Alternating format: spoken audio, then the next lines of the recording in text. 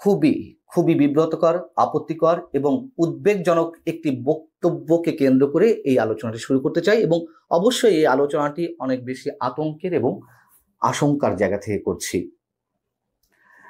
আমাদের প্রধান উপদেষ্টা কি মন্তব্য করেছেন গত বৃহস্পতিবার তা তো আমরা সবাই জানি। তিনি বললেন যে ভারত পাকিস্তান যখন যুদ্ধ হই হই অবস্থা, এমন অবস্থার মধ্যে বাংলাদেশকেও যুদ্ধের প্রস্তুতি রাখতে হবে, সে বিষয়ে কথা বলবো। এবং তিনি যখন এই বক্তব্য দিলেন আমাদের প্রধান উপদেষ্টা, ঠিক তার কয়েক ঘন্টা আগে মেজর অবসরপ্রাপ্ত মেজর জেনারেল আলামা ফজলুর রহমান, যিনি বিডিআর হত্যাকাণ্ডের পুনঃতদন্ত কমিশনের সভাপতির দায়িত্ব পালন করছেন, তার মতো ব্যক্তি ফেসবুক পেজে পোস্ট দেন, ভারত পাকিস্তান আক্রমণ করলে বাংলাদেশে উচিত হবে উত্তর পূর্ব ভারতের 7 রাজ্য দখল করে নেওয়া। এই ব্যাপারে চীনের সাথে যৌথ সামরিক ব্যবস্থা নিয়ে আলোচনা শুরু করা প্রয়োজন বলে মনে করছি। তার বক্তব্যটি ভারত পাকিস্তান আক্রমণ করলো নাকি পাকিস্তান ভারত আক্রমণ করলো, সেটির সঙ্গে আমরা কেন 7 রাজ্য আমরা দখল করে নেব এই আলোচনা আসবে। এবং কেন এই কথাগুলো বলা হচ্ছে? একটা যুদ্ধের কি খুব প্রয়োজন বাংলাদেশের জন্য বা বিশেষ কোনো গোষ্ঠীর জন্য, এবং সেই যুদ্ধের ডামাডলের মধ্যে নিজের কোনো স্বার্থ উদ্ধারের কোনো সূক্ষ্ম ষড়যন্ত্র চলছে?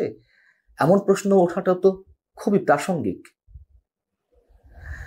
মেজর জেনারেল অবসরপ্রাপ্ত ফজলুর রহমান সাহেব, তাকে আমি নিজেও শ্রদ্ধা করতাম, তার সঙ্গে কয়েকবার টকশোতে আলোচনাও করেছি, এবং দুর্দান্ত সাহসী একজন ব্যক্তি, নিঃসন্দেহে স্বীকার করতে হবে।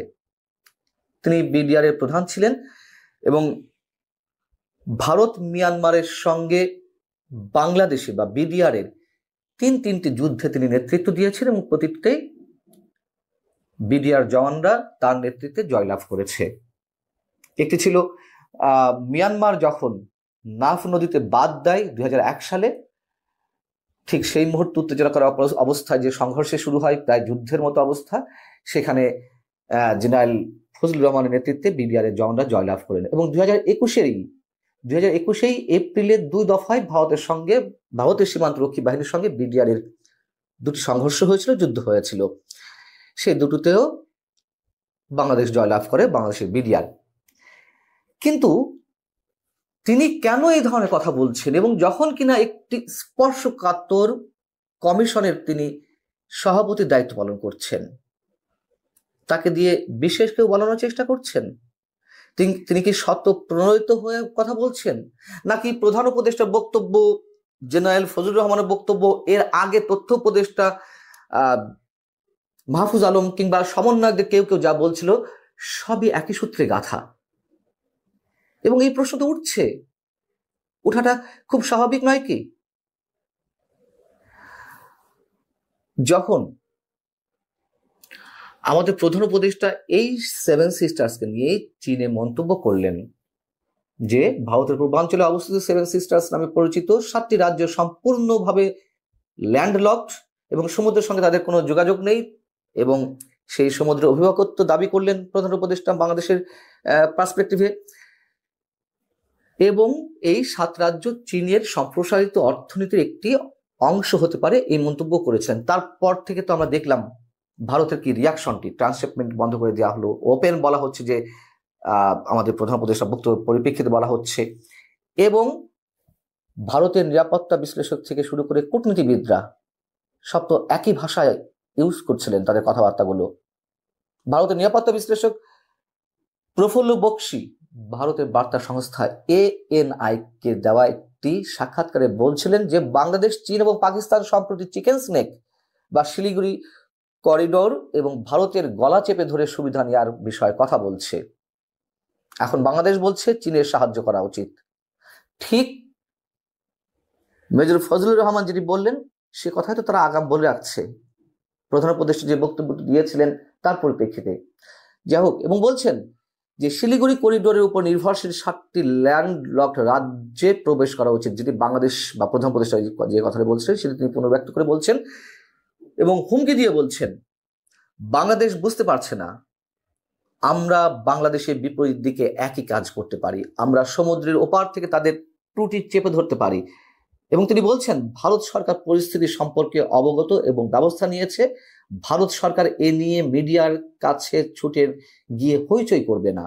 সরকার মানে ভারত সরকার এরই মধ্যে ব্যবস্থা নিয়েছে। এমনকি ইউনূস সাহেবও জানেন ভারত কি করতে চলেছে। ইউনূস সাহেবকে কি ভারত মেসেজ দিয়েছে বা কি বলেছে আমরা জানি না, ভারত কি করছে তাও আমরা জানি না। তবে এই যে উস্কানিমূলক বক্তব্য, কাছে গিয়ে পায়ে পাড়া দিয়ে ঝগড়া করার মতন ভারতও করেছে, এটা ভারতের বিষয়, আমরা সেক্ষেত্রে ভারতের সমালোচনা করছি, অসংখ্যবার করেছি, আবার যদি করে অবশ্যই সমালোচনা করবো, না করার তো কোনো কারণ নেই, এই দেশটা তো আমাদের। কিন্তু এই দেশের মানুষ হয়ে সেই পায়ে পাড়া দিয়ে একইভাবে ভারতের মতো কেন আচরণ করবে? কেন বারবার 7 অঙ্গরাজ্যকে, ভারতের এই 7 সিস্টার্সকে বারবার হুমকি দেওয়া হবে? ঠিক যে কাজটি করেছিলেন আমাদের প্রধান উপদেষ্টা শপথ নেওয়ার আগে। এবং আমাদের প্রধান উপদেষ্টা বৃহস্পতিবার যে মন্তব্য করলেন সেটি তো আরো উদ্বেগজনক। কেন আমাদেরকে যুদ্ধের পরিস্থিতি রাখতে হবে? এবং ভারত পাকিস্তান যুদ্ধ হলে কার পক্ষ আমরা নেব? কার পক্ষ হয়ে যুদ্ধ করব? তিনি কি বলেছেন যে এই পরিস্থিতির মধ্যে যদি যুদ্ধ প্রস্তুতি না রাখা হয় তাহলে সেটা হবে আত্মঘাতী, এবং প্রস্তুতি নিতে হলে অবশ্যই সেভাবে নিতে হবে, আধাআধি কোনো প্রস্তুতি নয়। অর্থাৎ আমরা কি যুদ্ধংদেহী মনোভাব পোষণ করছি? আমরা পরিপূর্ণ সম্পূর্ণরূপে যুদ্ধের জন্য প্রস্তুত হওয়ার সব আয়োজন সম্পন্ন করছি? আচ্ছা, এর আগে আরো তো কত সরকার ছিল, এবং সেই সরকারগুলোর সময় ভারত পাকিস্তানের এই উত্তেজনা, এই যে সাংঘর্ষিক অবস্থা, এই যে যুদ্ধরত অবস্থার সৃষ্টি তো কম হয়নি। কই, তখন তো বাংলাদেশ সরকারের পক্ষ থেকে কেউ এই ধরনের কোনো মন্তব্য করেননি। এবং এরও আগে তথ্য উপদেষ্টা যে কথাটি বলেছিলেন, নিশ্চয় মনে আছে আপনাদের, আজকে তথ্য উপদেষ্টা তখন বিশেষ সহকারী ছিলেন প্রধান উপদেষ্টা মাহফুজ আলম।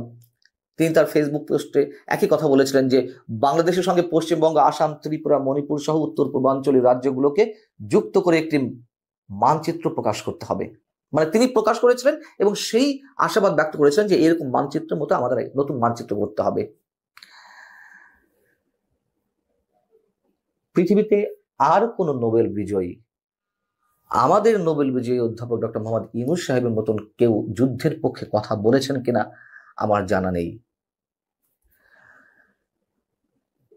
একদিকে মিয়ানমারকে কথিত মানবিক করিডর দেওয়ার কথা বলা হচ্ছে, রাখাইনকে, তার সাথে বাংলাদেশ কোথায় গিয়ে পড়বে, কোন বহুপক্ষীয় যুদ্ধের মধ্যে জড়াবে, সেই আশঙ্কা তো মানুষ রয়েছে।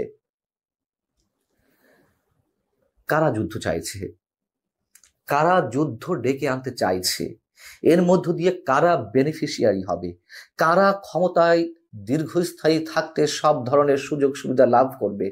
কারা বাংলাদেশে যে আগামী একটি সম্ভাবনাময় নির্বাচনের কথা বলা হচ্ছে, প্রত্যাশা করা হচ্ছে, সেই নির্বাচনটাকে ভুলুণ্ঠিত করতে চায়? কারা এই নির্বাচনকে পাশ কাটিয়ে একটা যুদ্ধরত অবস্থা তৈরি করে নির্বাচন না করার অজুহাত খুঁজতে চাইছে? মানুষ এখন আর বোকা নেই, মানুষ এসব প্রশ্নের উত্তর জানে, হিসাব খুব পরিষ্কার। তবে এই খেলায় যারা অংশ নিচ্ছেন তারা কি নিশ্চিত করে জানেন যে সত্যি তারা জয়ী হবেন, নাকি সত্যি সত্যি মাঝখান থেকে কেবলমাত্র একটি ব্লাডশেডের তৈরি হবে, অসংখ্য মানুষের প্রাণ যাবে, বাংলাদেশ আরো ক্রমশ অস্থিতিশীলতার দিকে যাবে, অনিশ্চিত ভবিষ্যতের দিকে, অন্ধকারের দিকে হাঁটবে? এই প্রশ্নগুলো কি তাদের মাথায় কাজ করে না?